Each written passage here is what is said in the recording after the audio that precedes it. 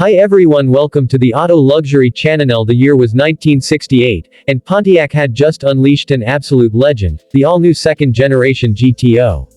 This wasn't just any muscle car, it was the muscle car, setting new standards in performance, style, and power.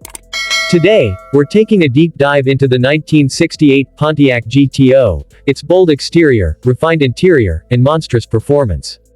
Buckle up, because this is going to be one thrilling ride.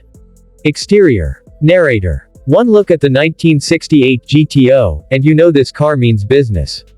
This model marked the beginning of the second generation, with an all-new body design. Pontiac introduced a more curvaceous, streamlined look, replacing the previous boxy shape. And let's talk about the front end. The most iconic feature. This bold Endura bumper, color-matched to the body. Unlike traditional chrome bumpers, this one was made of a flexible urethane material, something unheard of at the time. Pontiac even advertised it by having John DeLorean take a sledgehammer to it. No dents, no scratches. Then, there's the aggressive hood scoops, a signature trait of the GTO. If you opted for the Ram Air package, these scoops weren't just for show, they fed cool air straight into the engine for more power. The fastback roofline and long, sculpted body gave the 68 GTO a sleek, menacing look. Chrome accents were kept minimal, letting the body shape do all the talking. The Rally 2 wheels, wrapped in beefy tires, completed the aggressive stance. And at the rear, those split taillights and dual exhaust tips made sure everyone knew what just left them in the dust. Interior. Step inside the 1968 GTO, and you're greeted by an interior that's both stylish and functional. Pontiac offered a variety of options to suit different tastes, from bench seats to sporty bucket seats wrapped in high-quality vinyl. The dashboard featured a beautiful wood-grain trim, adding a touch of luxury to this performance beast. The rally-style gauges, deeply recessed into the dash, kept the driver informed at all times. And of course, that iconic Hurst shifter, if you had the manual transmission, was the centerpiece of the cockpit. The three-spoke steering wheel felt solid and gave the driver full control, while the center console housed extra gauges and controls for added convenience.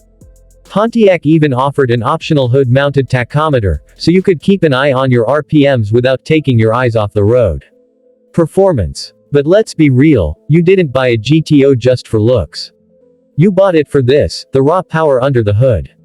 The standard engine was a 400 cubic inch, 6.6-liter V8, producing 350 horsepower and 445 pound-feet of torque.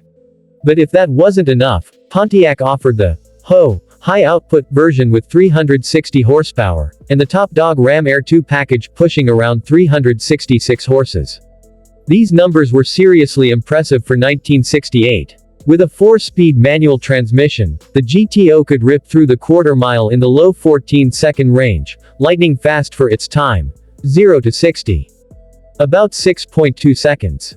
And let's not forget the sound. That deep, throaty rumble from the dual exhaust is pure American. Handling was also improved over previous years, thanks to Pontiac's new, radial-tuned suspension. Though still a heavy machine, the GTO was surprisingly capable in the corners for a muscle car of this era. The 1968 Pontiac GTO wasn't just a car, it was a statement. It proved that muscle cars weren't just about raw power, but also about innovation and style. The Endura bumper, the sleek new body, and the monstrous 400 volts 8, all of it made the GTO an instant classic. Even today, the 68 GTO remains one of the most sought-after muscle cars ever built. If you're lucky enough to see one, or, better yet, drive one, you'll understand why they call it the GOAT. The legend lives on. Outro. Call to action. If you enjoyed this deep dive into the 1968 Pontiac GTO, don't forget to like this video, subscribe for more classic car content, and drop a comment below. What's your favorite muscle car of all time? Thanks for watching, and we'll see you in the next one.